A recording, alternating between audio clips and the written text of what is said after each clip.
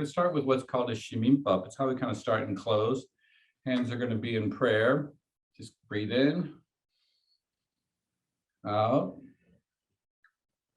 in, do a half bow, out. And we're going to do a little light yoga to get comfortable in our seated positions. You can breathe in, and with the right hand, we're going to go over, out, in, center, out, in, center. We're going to breathe out and do a little twist. In, center, we're going to twist the other side, out. In, center, out. You're going to grasp your hands behind your back. You're just going to clasp your hands. And what you're going to do is as you breathe in, you're going to arch back. As you breathe out, you're going to lean forward as much as comfortable.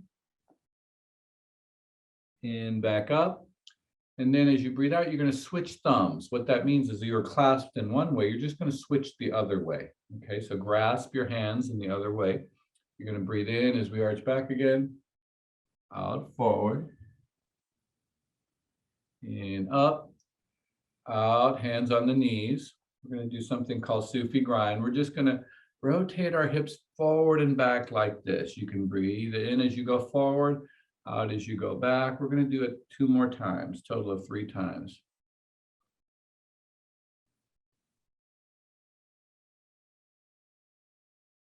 Okay, 3 times in the opposite direction. There you go. Really try to go from the waist. We're looking at the hip flexors and all of these areas.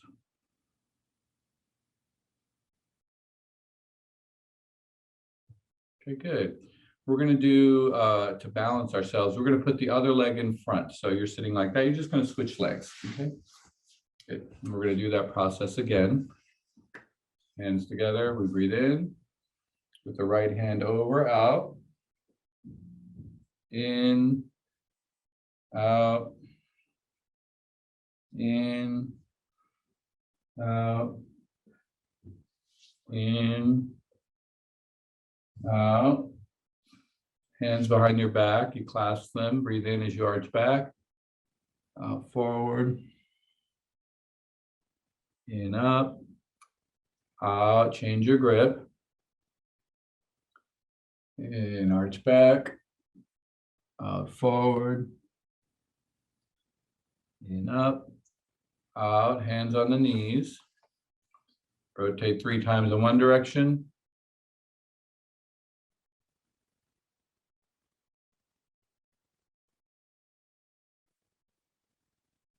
Okay, 3 times in the opposite direction.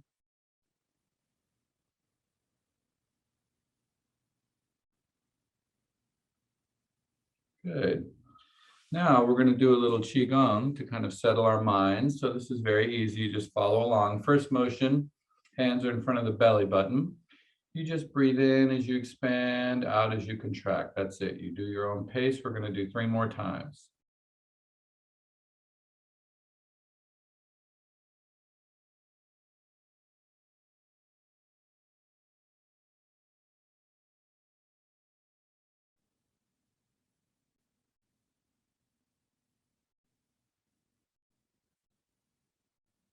Next motion, you'll breathe in as hands go up to shoulder height, out as they go down towards the knees. At your own pace, we're going to do 3 more times.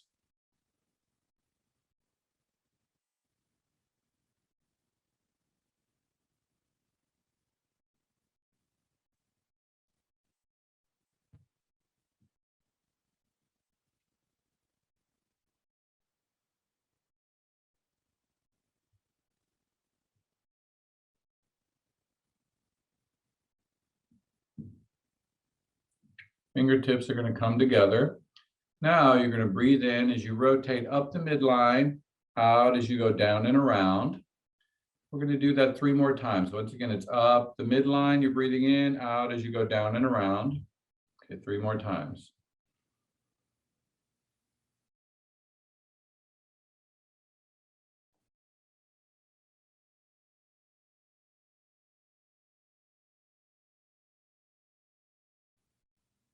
On the 3rd time, we're going to make a little triangle with our hands in front of our forehead. And what we're going to do is we're going to breathe in as our hands scoop behind us, Out as they go up towards the head height. Once again, that's in as you scoot behind you. Out as it goes up to head height. 3 more times at your own pace.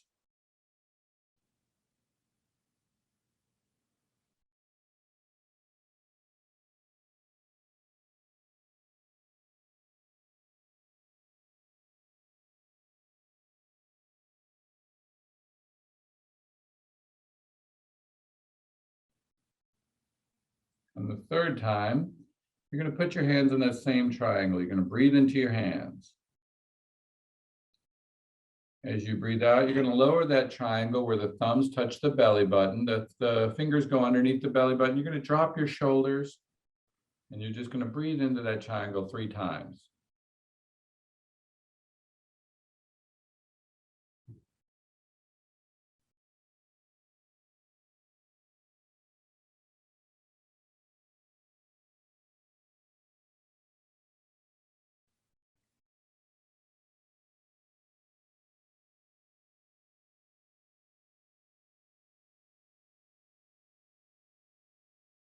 Good.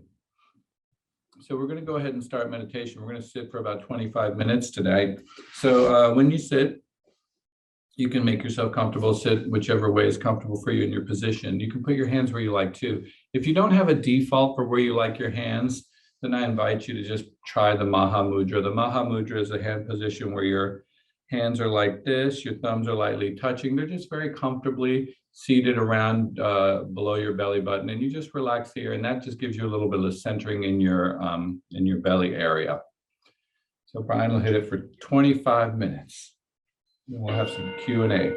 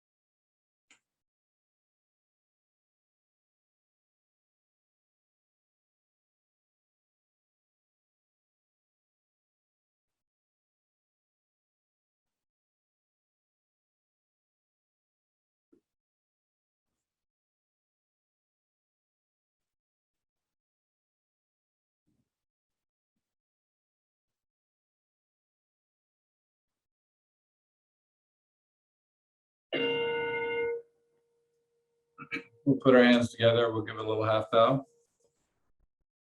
You can rub your hands together, create a little friction. Take those hands, you can put them on your face, your eyes, run them through your hair. You can massage your ears down a few times. You can tap out your chest, your traps, belly, a nice little rub. You can massage your back and extend your legs and massage your legs if you need a little help. So for those of you out there, as an announcement, we're doing our 3-hour process this Saturday. If you want to join, it's Saturday from 9 to 12. So you're all welcome to come. So when we say 3 hours, for those of you who have already been here, you know it's not 3 straight hours of sitting because I would get no attendees. So it's a process where we have sitting and walking and some talking and oftentimes other kind of activities. It's broken up, it's very user-friendly. All 3 of you have done it and a couple of you have done it out there. Nobody here has had a hard time where it felt too difficult to do, right? It's very user-friendly. So don't be intimidated by the amount of time. And at the same time, what you'll notice is people, when they come here, like some of you had come here for several months before you tried like a 3-hour process. And when you do a 3-hour process, you're just noticing yourself settling down deeper. And then at the end of the process, it feels like something different kind of happened. So if you were to go to the gym and you were to work out in a comfortable fashion, like let's say push-ups, I do push-ups. So let's say I can do 10 push-ups and after that I get tired. I can actually do more than 10 push-ups, but let's say I could only get 10. So I do 10 push-ups every day. And that kind of kept me where I was at. And maybe I added on 1 push-up like once a month. So after 1 month, I'd be at 11 push-ups. And then I would be at 12 push-ups after the second month. We're going to get consistent gains. That's a decent process, right?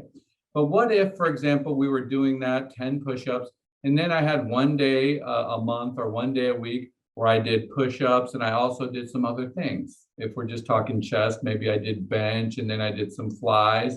And I got a lot of work done in that short amount of time. You can see how there would be kind of an exponential growth process, right? So if we're sitting here for 25 minutes and we sit for 3 hours on Saturday, then how many Wednesdays did we set for? We sat for 5 Wednesdays, a month and a quarter, right? Just in 1 day. So sometimes we should pay due diligence to kind of earning and paying our dues. This process of kind of, when we talk about meditation, a lot of what we deal with is kind of in the beginning, kind of the icky, sticky karma. What that means is basic appetites, right? I want more, I want less, I don't want to be in pain, this is uncomfortable, my mind is wrestling with itself. We kind of deal with these kind of gross karmic effects. And that for some people is all they ever really deal with because they never really settle down. But once this relaxes a little bit, so in the picture behind us, the 4th picture, I think, is where he's starting to wrestle with the ox and he turns half white, okay? So that means his mind is starting to clean up a little. But if you see where he has an awakening experience to emptiness, it's 4 more pictures down the road. It's all the way at picture number 8 where you see the empty circle. So this empty circle is an experience where you just really, really embody and understand what impermanence is. We all know what impermanence means. Things don't last, but we don't truly digest what that means. I was talking about this last week. I was reading this book by Spring Washam. She's a meditation teacher in Oakland, and she's a woman of color. So she's one of the few people of color outside of Asians, a lot of Asian meditation teachers that actually teach meditation. So she was talking, and she'd been a practitioner for a long time. So she's heard things like impermanence. She's done meditation retreats, but she had this experience where one day it just kind of hit her like a ton of bricks and she fully digested it. And it was actually quite a bit of time after she had started meditation. So an intellectual understanding doesn't serve us. It has to truly penetrate. So we have to kind of earn it a little bit. There is a discipline that comes from this process of sitting and kind of letting yourself be uncomfortable. And then we start to really penetrate a little bit deeper. Anytime your mind gives you an excuse, don't fool yourself. It's a rationalization. It's playing a little mind game, trying to trick you out of doing more because it doesn't want to let go of control of you. Every time it says, well, maybe later, you've done enough. Maybe this will be more interesting if you try this over here. All these little things that our mind thinks about, all of that is a way to distract you, because when you're in this process of being with yourself, the mind starts to experience this slight separation where it's no longer in control. And when that happens, it scrambles for control. It's like, no, I want to be in control. I want to be the boss of this experience. But this thinking process, it's not good or bad. It's a process that dominates our experience, and it doesn't let us experience life as it is. It clouds our vision. It clouds our experience of life. It keeps us from seeing clearly and acting clearly. So I invite you all to come to Saturday at 9 a.m. If you come late, fine, just come. We're going to start some question and answer with people here in the audience, and then we'll open it up to Zoom. So you're new. Question and answer, what that is if people have questions, they can just ask. They might have a comment. You don't have to say anything. Sometimes people have homework, and you'll get to understand what that is later. Okay. Does anyone here have a homework question or something they'd like to bring up from this audience here? I would like to bring something up. Please. It's been a couple weeks since I've been here. I've just been at home trying to work through some stuff. And, you know, as I sit and think about things, I'm realizing, you know, it's a pattern. I'm happy, everything's good. You know, something happens, I'm like, you know, we're taught to pick our battles. Just let it go, let it slide, pick your battle, throw it in the wagon. So you just keep trudging along, throw it in the wagon, somebody else, you help them, somebody else, they throw their stuff in your wagon. Next thing you know, you're just dragging this heavy wagon along, and then you put blinders on because you just don't even want to look at anybody because you can't take any more things in the wagon. And you just like, the wheel falls off, you dump it on whoever happens to be in the way or around you. So I guess I just want to, how do I stop the wagon? How do I know it's happening, I feel it, but I just can't get past that feeling. And then I feel great once that I dump the wagon. And then I see, I'm like, oh my gosh, I just dumped the wagon on my friends, I dumped the wagon, and it happens all over again. So I know it's a lot in this picture too, but I just want to recognize and be able to stop the wagon, take the blinders off, just, you know.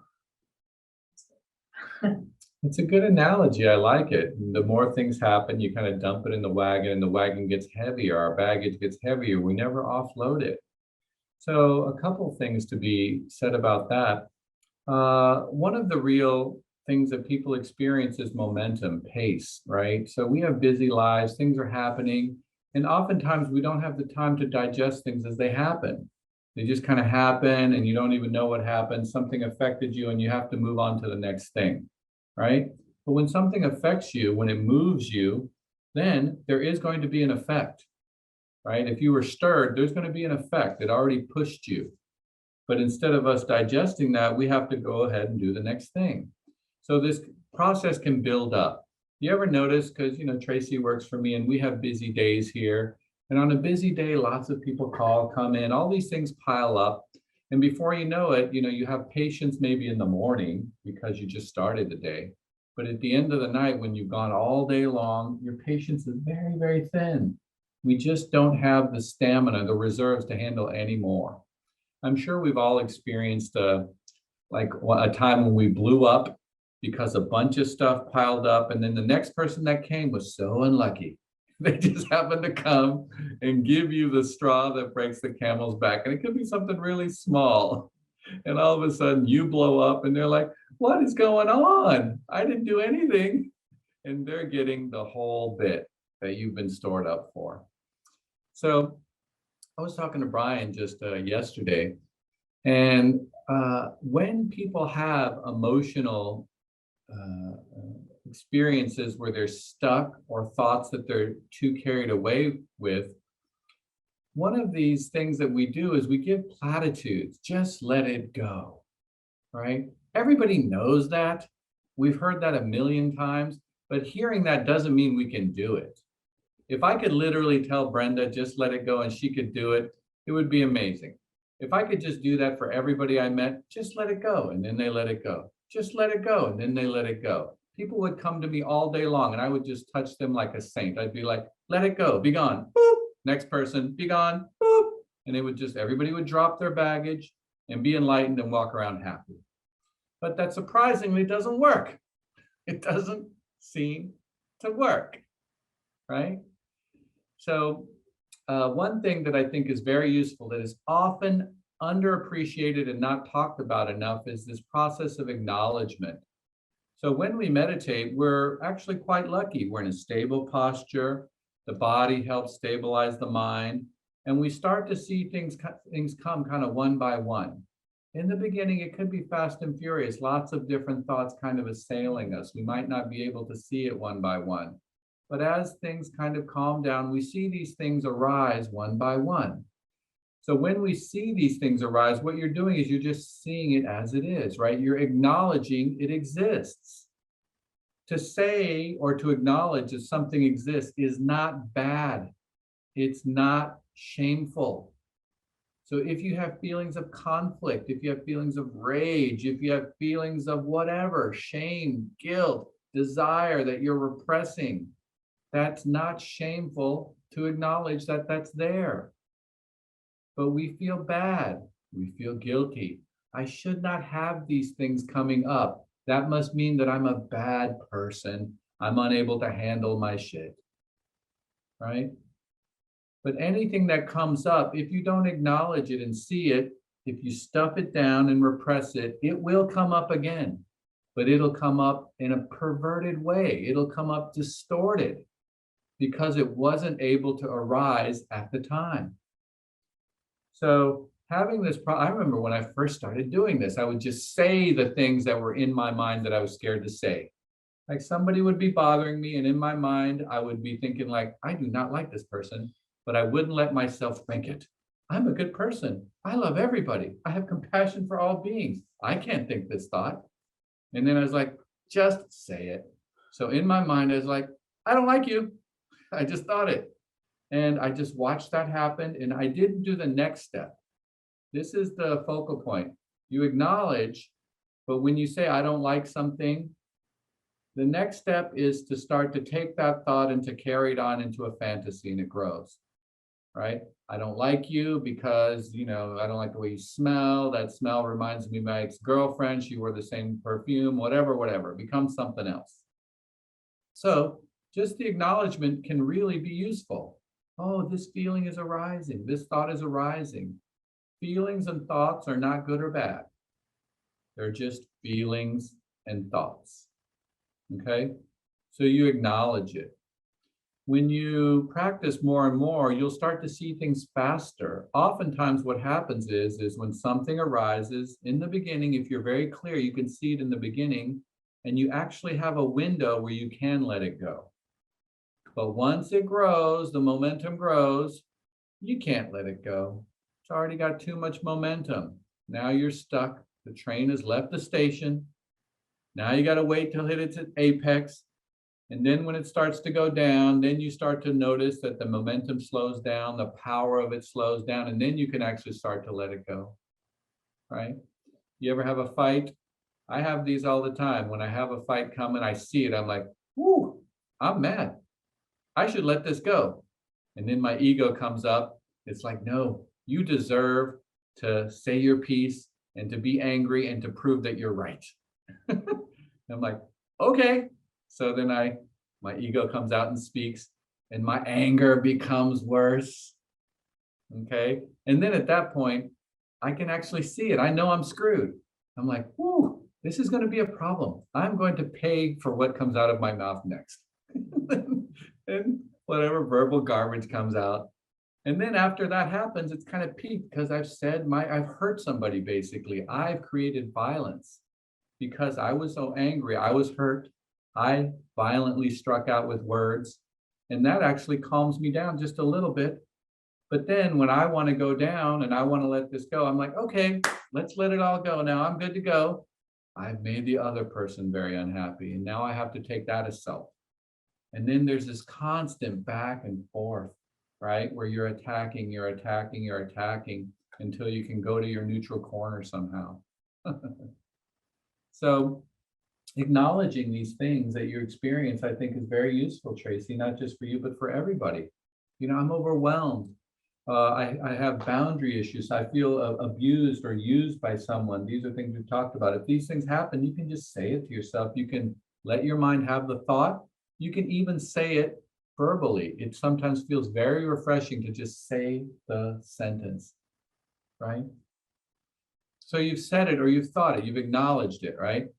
So in this process we do for meditation, it's funny how everything kind of comes back to the simple movements of the mind. You're sitting here, you're meditating. What's the difference between meditation and life? You're just basically more aware during meditation than you are in life, or just sleepwalking. It's the same damn thing. So you're sitting here, something happens, you just see it, right? Then what happens is you can use a technique. We're giving you techniques. And then you can practice letting it go. And then you practice returning to this moment. So you're aware, you let go, you return. Aware, let go, return. Over and over and over and over. Till it becomes more part of you than not aware, get all bunged up into something, don't have any ability to let go, have to wait till the momentum calms down. That's what most people's experience is like with their thoughts and their emotions they get carried away with. So you see it. Now, how do I start taking stuff out of my wagon so my wagon doesn't get so damn heavy? Well, there's a couple ways. One, Gandhi talks about the process of, like, when you're really working on karma one by one, it's like emptying the ocean with a teacup. Ocean's so big, so much water, so vast. And you take your teacup and you slowly empty the ocean, right? So every little thing that kind of comes up, you see, you let go, you relax, you see, you let go, you relax. You're slowly emptying. You're slowly letting things go. As that happens, sometimes you don't realize that in the ocean, what exists in the ocean? What are big things in the ocean? Sharks are in the ocean. Orcas are in the ocean. They eat people. They're scary. So things come up and we might not be prepared, and we might see something and we might not want to play with the ocean anymore. We're like, oh, I don't want to go back in the ocean. I saw a fin, right? So as we start to empty out our unconscious mind, this unconscious storehouse where we have all of our tension, our trauma, all of our stored memories there, sometimes bigger things come up. Sometimes we feel prepared, sometimes we don't feel prepared, right? If we had to do everything one by one, it feels like we could never get it all done. This is a fool's errand. We're like, I'm not going to buy into this game where I have to empty out the ocean with a teacup. That is not fair. How long is that going to take me? God, I shake my fist at you. This sucks. Is this really what human beings must do? Well, no, it's actually not. So there's a tremendous grace in the process. The sun is shining above the ocean, and it's actually evaporating water much faster than you can empty all the time. All of the time. So to give you an analogy, my teacher liked to use this analogy from college. I always liked this one. He said, let's imagine that we had a bowl of water. It's full of water. You know, it's a bowl, like like one of those fish bowls, okay? And inside there's an ice cube, right? The water temperature is always going to be the same temperature. So the colder the ice cube is, the warmer the outside water becomes to melt the ice cube, because the water is always going to be the same temperature. The more the ice cube melts and the temperature is similar to the temperature of the water, then the temperature becomes more even. Then it starts to melt more slowly. Does that make sense? Okay. So There was this very famous, like, Japanese Buddhist priest. His name was Shinran, and he actually used this analogy. And he talked a lot about the process. He used some language that Zen often doesn't use as much. He talked about faith a lot. I know it's kind of odd to talk about faith in the context of Buddhism. It's not odd in Asia. It's just odd in America because we normally think meditation is just kind of sitting here. It's a dry exercise. And we don't think about these things and these words like faith as much. But the process is that life, existence, everything is conspiring to help us let it go. It's all helping you. Life is constantly going on, right? And then the tighter the ego becomes, the more the ego starts to think it's separate. It feels isolated. It feels separate from existence. The more suffering you have, the more the water around you heats up, right? So if you're doing things that are causing you suffering, if you're an alcoholic and you're drinking yourself to death, you start to wreck your life more and more. As you wreck your life more and more, the people that you love you are going to start to leave you, and you're going to cause so much suffering. And eventually, this bottoming out experience is when you caused so much suffering to others and yourself that finally you wake up and you say, oh, I can't do this anymore. I've hit the bottom, right? We've heard of this kind of experience, right? So you don't have to be an alcoholic or a drug addict to have a bottoming out experience. What about just not wanting to play the game anymore?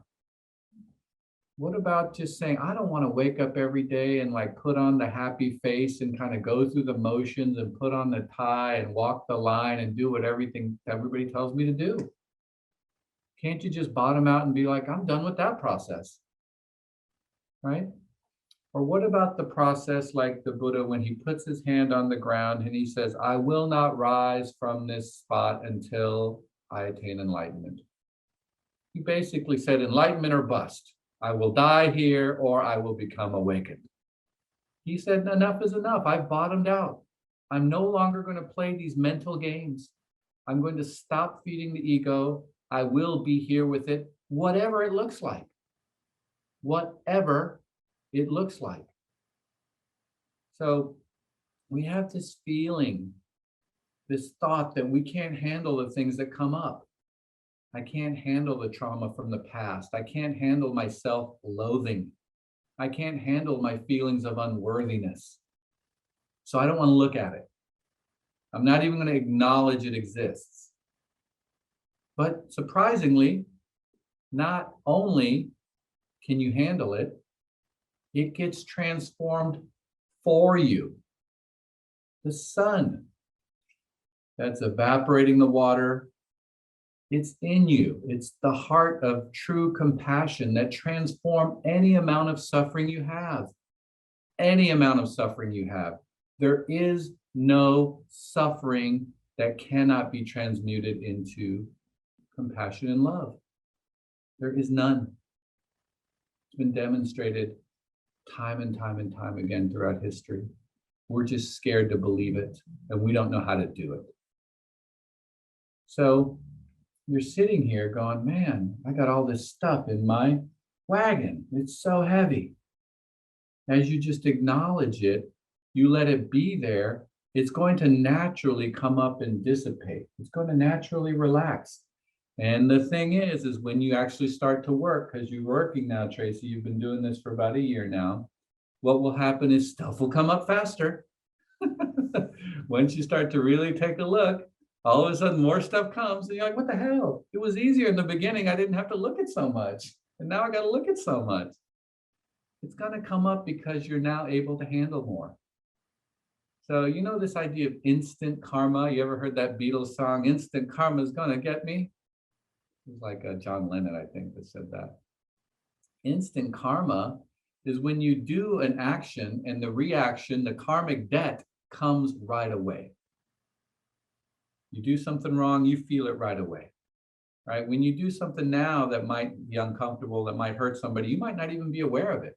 You hurt somebody unawares, and then they're mad, and they might tell you about it 3 months later. And then you feel bad, And then that kind of rests in your heart. With the awareness that you have, you get this karmic influence right away. Right away. It's like, boom, you get assaulted. I was just listening to something on my way to work, and they were talking about how the final lives of people like the Buddha and some famous teachers in history, because this conversation when we talk about past lives and things like that, for most Americans, it becomes a little bit woo-woo and it's threatening for them. So I don't want you to appreciate it in that way. I mean, I'm going to talk about it in a traditional way, and I'll give you a little bit of a softer way to understand it in a second. But traditionally, if we are walking around confused, hurting other people, then what's going to happen is you're going to have an effect. It's going to come back to haunt you, right? That makes sense. It's not that hard to understand. Okay, everybody says, reap what you sow. Okay.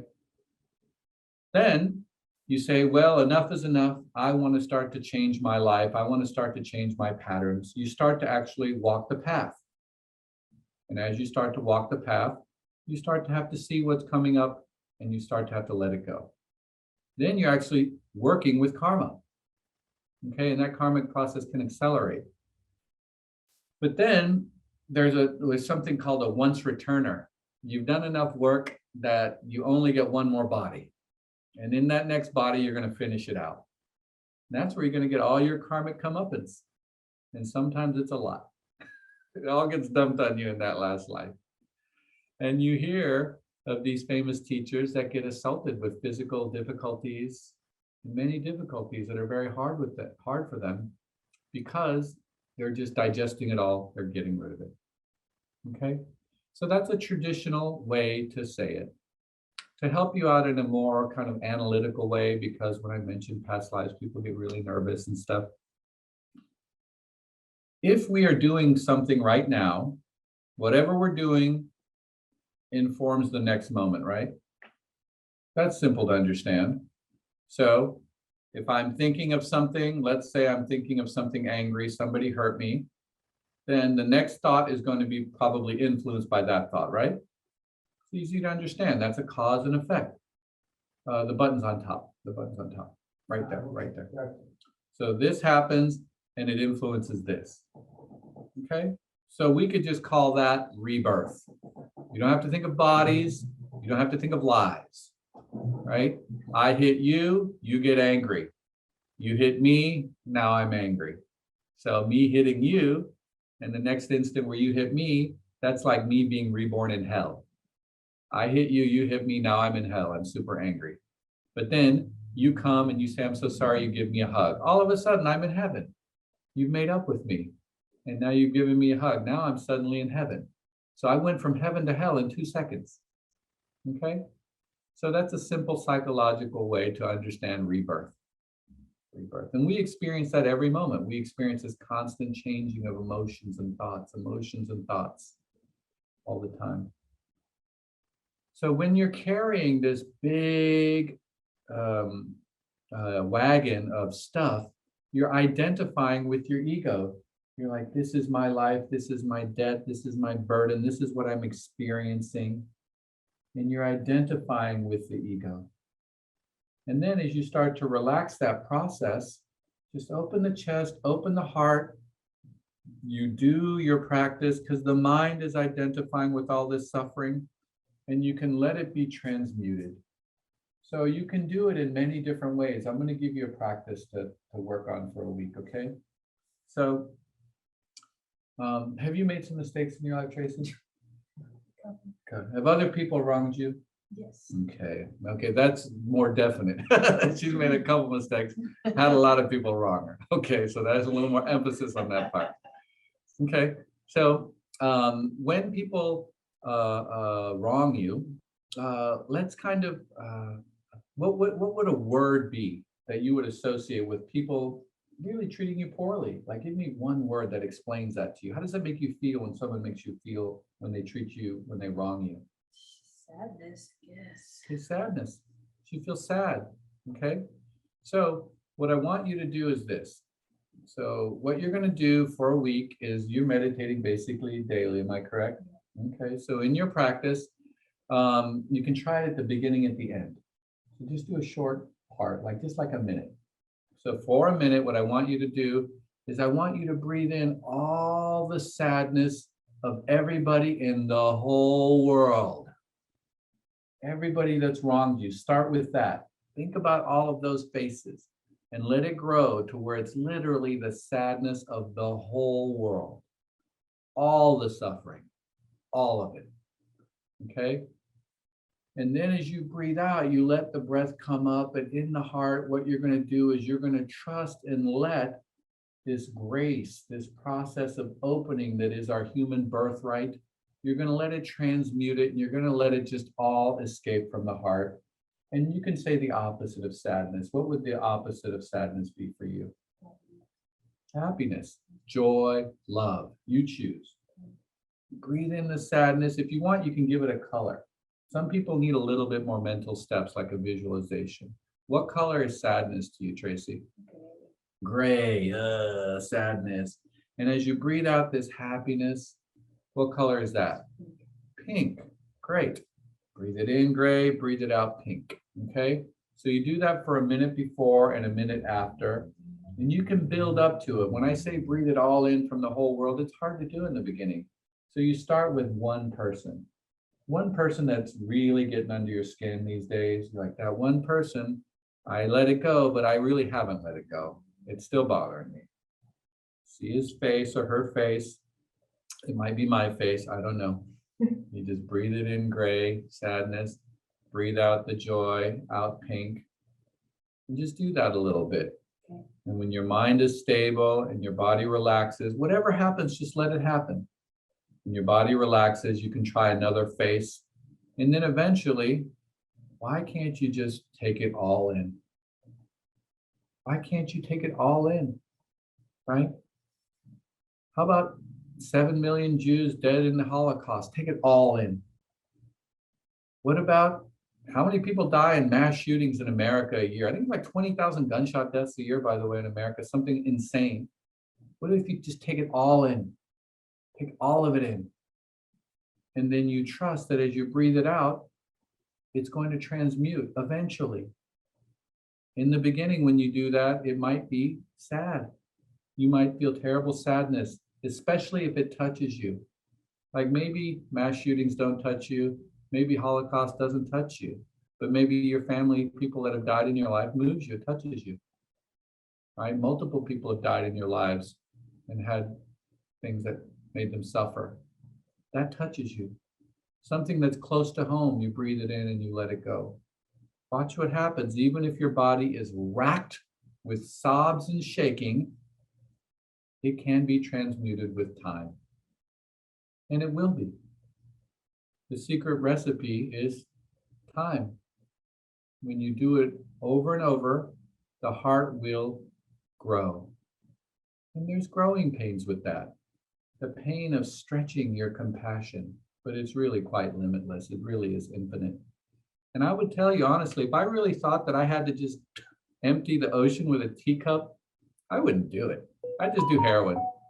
Like, I got one life. Let's just feel good. I'm just going to shoot heroin for 80 more years and be done with it. Why ever bother trying to work through the spiritual conundrum if it's going to be like that? Fuck it, let's all do heroin. But the thing is, at some point in your spiritual practice, you're going to see it. What normally happens is in the beginning, you're struggling, and then you feel a little bit of calm sometimes. You're like, that was kind of nice. I felt a little bit relaxed. That was kind of cool. And every once in a while, you get little glimpses of, it's going to be okay. You're like, it's going to be okay. And then you'll do a 3-hour sit or something. And at some point, something will grab you a little bit. You'll get this, whoa, there's like something to this process. There's something deep to this that I really need to pursue. It kind of hooks you. And then you're actually starting to walk a little bit more diligently. But when you wake up, this experience of awakening, when you get to the little empty circle, all phenomena are empty, all emotions are empty, all thoughts are empty, lacking in inherent existence. They do not live forever. They come and they go. All your suffering comes and it goes. All your striving comes and goes. It all passes. And that might seem scary or sad. Sit with it a little more, because that's still a clinging. I want something to last. And when you let that go, freedom, this expanse of freedom that you can experience in your body and your mind, it's all there waiting for you. And when you have an awakening with any depth to it, you can burn a lot of karma. People who have very deep awakenings, like historical people like the Buddha, they burn all their karma in one shot. When he woke up, he was done. No more clinging or craving. Didn't mean he didn't have desire. He just no longer clung to it. He still wanted to eat. He still wanted to sleep. He just didn't say, if I don't sleep, I'm going to be really mad and I'm going to bite someone's head off.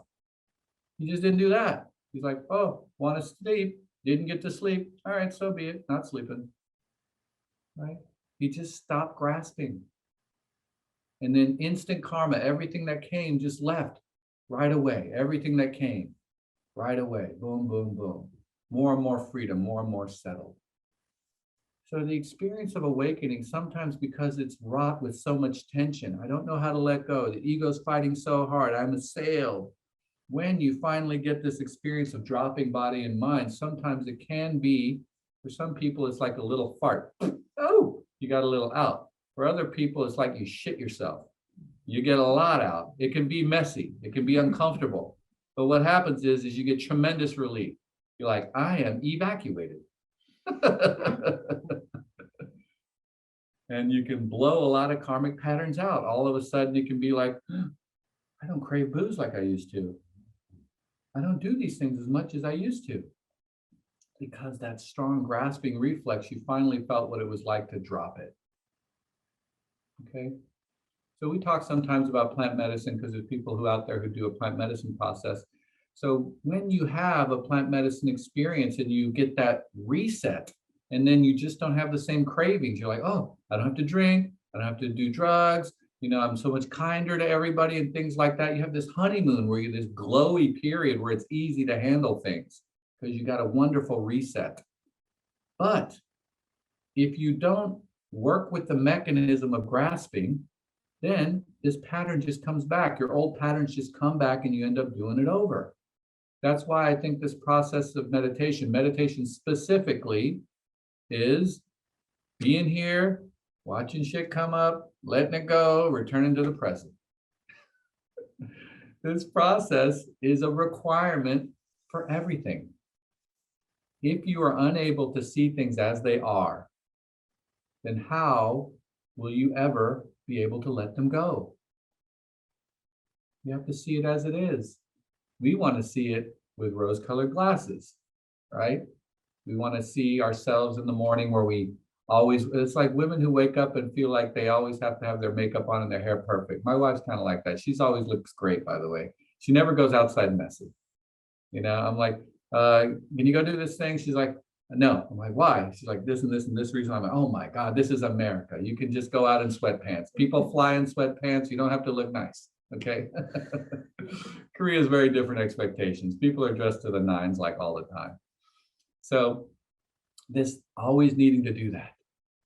Then you can just drop that, see things for what they are, as they are, right? And you feel all this love come up when you start to just appreciate things as they are. The things I love most about my wife? I love her imperfections. I never understood that in Good Will Hunting. You remember Good Will Hunting when Robin Williams, he talks about his wife, and he talked about his wife farting. And he talked about why he loved his wife, because she had this big fart. And he talked about the imperfections of his wife. And he says, that's really the good stuff. The imperfections are the things that make us human. And when you see them, you see these, what we consider to be imperfections, you have more compassion for this person because you see that they have to deal with stuff, right? If someone looks always put together, it's hard to have compassion for them because they're always put together. right? But when someone shows their vulnerability, they let you in, you're like, oh, my heart goes out to that person, right? Because they let you in. So I love all of those little things, the imperfections. And I love it when she's not wearing makeup and when her hair is tousled and it sticks all the way up to the ceiling. I love all those things. But she still wants to be cool. She wants what she wants. People want what they want. So I hope that is useful. Sometimes it helps just to kind of hear, oh, okay, I'm experiencing pulling the cart with all of this stuff. This is actually part of the process. It really is. It really is part of the process. You're just working. You're just working. But try this. It's a meta practice. It's a meta practice. Okay. Anyone else have a question? Brenda? I'm not surprised that you bumped up against the discussion of perfection. That's kind of been my lesson lately, is that I've done this for years. I've kind of put myself in a stuck position, waiting to be perfect or having the perfect thing and being perfectly ready to take the step out, into the pasture or whatever. And I think I'm trying to get up all the gall to not feel the need to be perfect, to make a step in one direction. And the lesson is kind of coming full front for me in many forms. It's like I want my world to be just this way, and then I might want some other worlds to be just this way, and it comes across as not, I would say, controlling to some degree, but I feel like I've got my little capsule and I can create this way, and then all of a sudden that gets disrupted, and there's this, oh my gosh, I have to regain control or get to that perfection in order for me to just get it over the go line. Which has just continued to keep me in the same spot. And that's been my frustration. And so perfection is the enemy of the good. So I know that you just finished a yoga class and you've been a little bit stuck in life and looking what to do for your next moves. And when you want to be perfect, you're not the only one. So wanting to be perfect is basically just a fear response. Right? If it's perfect, then you don't have to be afraid because you got all your ducks in a row, right? Then you assume it's going to be well received or what you do is going to be correct. So the swings of the pendulum, basically it's like an all or nothing for most people. People say it all the time and they say it with an emphasis on I. For me, it's always all or nothing, right? Like I got to be all in or all out. So we all know the word moderation. Nobody knows how to do it, because there's no formula for moderation, right? Moderation is this uncomfortable place, this don't know place. All in and all out, we understand. I either do or I don't. But this place in the middle, we don't quite understand. What are the rules? What am I supposed to do? I'm not comfortable there. There's no structure. So at me as a business owner, I had to open a business 8 years ago, and this has all been a new endeavor for me, and I learned many things. And one of the things that I learned is that done is better than perfect. You just do. I don't know any artist who put out a work of art that really looked at it and said, that's perfect. They're always like, ooh, I could change a little bit more. I could change a little bit more. But eventually you just have to put it out. Right? There is no idea of perfection. That's just kind of like a protection fantasy. But we want to control our environment. We want everything the way that we want it. But why? If everything's the way that you want it, what do you get? You're safe, right? You're protected yourself. Okay? So there's fear involved. You know that simple diagram that they show a lot in coaching or Apple, and Steve Jobs talked about it. There's this big circle, and then there's a small circle. I think in the big circle, Brian, you know what I'm talking about. And then in the small circle outside of it, it says where the magic happens. It's something is the known or how you experience your life. And then outside of that area, there's where the magic happens. So it's in taking this little step outside of it's comfort zone. Comfort zone, and outside the comfort zone is where the magic happens. And that's true. You'll experience that in life over and over, but it's just uncomfortable. So now that you recognize this about yourself, oh, okay, I have this perfection pattern. Okay, so what can you do? Let's give you some homework. Would you like some homework? Okay, she's a little cringe on that. I wish I could have showed you Brenda's face. That was priceless. I didn't know you were looking at me. That was priceless. So what could you do between now and next week that's out of your comfort zone, that you would have to put something out there that makes you feel uncomfortable? An example is something like social media. You know, you might put a post or say something on video because maybe you're trying to be a yoga teacher or something, and you might not feel fully strong about that. Just kind of putting something out there where people can see. Can you think of something like that right now? What would that be? Oh, wow. Yeah, I know. It's worse when you say it. Create a video. Okay, create a video. Okay, so video doesn't have to be long. Brian and I do these all the time. You know, he sees me, I'm resistant, and so is Brian. I talk to him about 40 minutes before we actually shoot it about how we can not shoot it. And it's an every Friday thing. Every Friday. Well, I try to find an excuse not to do this 2-minute video. It takes me 2 minutes. I do it in one take and I'm done. Just shoot it. Don't even edit it unless it's something very small. Just put it out there. Just put it out there. See what happens. Your world won't collapse. It won't. Maybe you'll get a troll, somebody saying mean things to you. You'll probably get a bunch of nice people saying nice things to you. You can preface your video. Say, hey, I don't really feel comfortable doing this, but I really want to put this out there. And then just do whatever you're going to do. And because you showed people that you're vulnerable, I don't really feel comfortable in my skin doing this. This is not a thing I normally do. You're going to get compassion from people. Right? They're going to be like, oh, Brenda, that was great. When's the next one coming? Okay. Can you put out a video by next week? Yeah, she says. Well, I haven't had, I already have had a commitment I made to someone across the world to make a video. Okay, So maybe I could start with that one. that's first. fine. Just make a video. Make a video. Okay, so that's good homework for you. Right.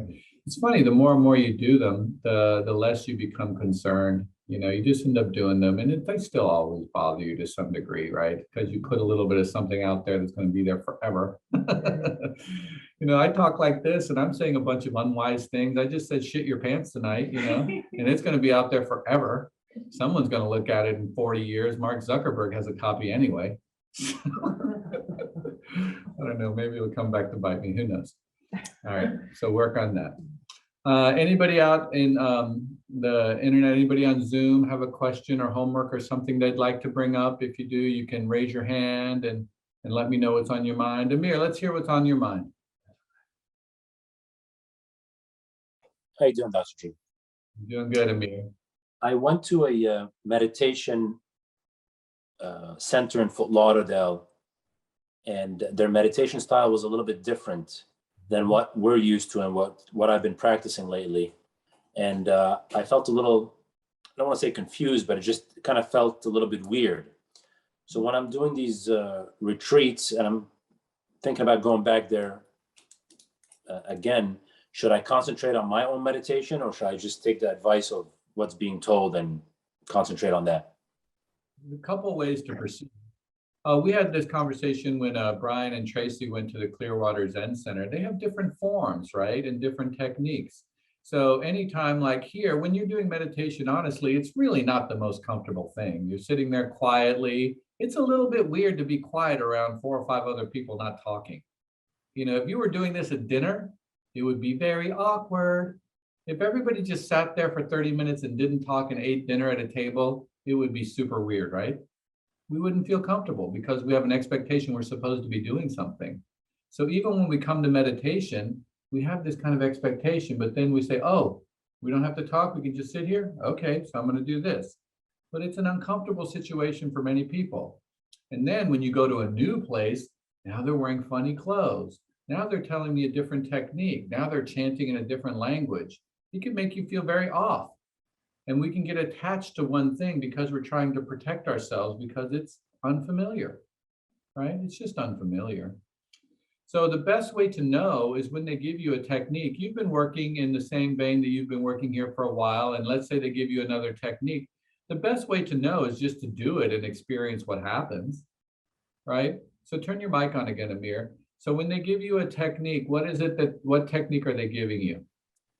We had to introspect and then hold a certain feeling in the heart center. Okay, that's perfectly fine. So you're working with specific emotions. Yes. So you have a lot of Zen practice really works towards kind of this experience of awakening, this experience of emptiness, and this experience of things as they are. Okay. But as you do that, it can also be very useful to work with specific emotions, to do coaching, to do therapy, to do all these other things can be very, very useful. They're not bad. They're not bad. So I'll give you a way for you to do both. Do you want to try a way to kind of work with both? Because Yes. you have your practice that you're doing now, and then when you go there, you're doing their practice. When you're there, just do their practice. But what you can do every once in a while is you can ask yourself that question because you're doing a questioning practice. Just ask yourself, let's say you're working with sadness and you're putting it in your heart center, then you're doing it. You just feel it. And then you can just ask yourself every once in a while, like, who is this that's feeling sad? Go back to this, who is it? What is this thing? What is it? So questioning can be used with any technique, right? That's why it's one of those techniques, it's one of those ways to burrow deep into yourself that you can carry on in your life. When you're driving, who is it that's driving? Or when something arises, oh, what is this? What is this that I'm experiencing? This questioning process gives you a little bit of separation so you don't just bind with it and start to create karma right away. And then when you get really curious, this questioning, then you start to burrow deeper and deeper and deeper and deeper. That's the process that we talk a lot about. So most of the meditation and things like that that are done in the States are things that are user-friendly, that are helping people, like guided meditation or sound baths. These are all great things. Who doesn't love a sound bath? Oh my God, they're just so beautiful, those singing bowls. They all feel great. They ultimately don't really get you to the core of the problem. They can, who knows? Anything can get you there. But oftentimes they're like taking air out of the tires. They take pressure off, okay? They take pressure off. So working with these things, all the arisings, nothing wrong with that. When you're there, why don't you just do their process? So the Buddha always said that, if you want to know the truth of something, just know it for yourself. You don't have to take my word on it, is what he would say. He would say, know for yourself. So one of the things hopefully you get from this experience with us is I'm not really going to tell people right or wrong. I'm not going to say what you're doing is correct or incorrect. You have to know for yourself. I'm not trying to teach you any dogma. I'm not trying to impose any worldview on anybody. What I'm really interested in is how can we help you just open up to your true self? How can we help you kind of go inside and experience what it is to be a human being, right? And a lot of the work that we do, honestly, is this emotional stuckness, things that come up that want to relax, okay?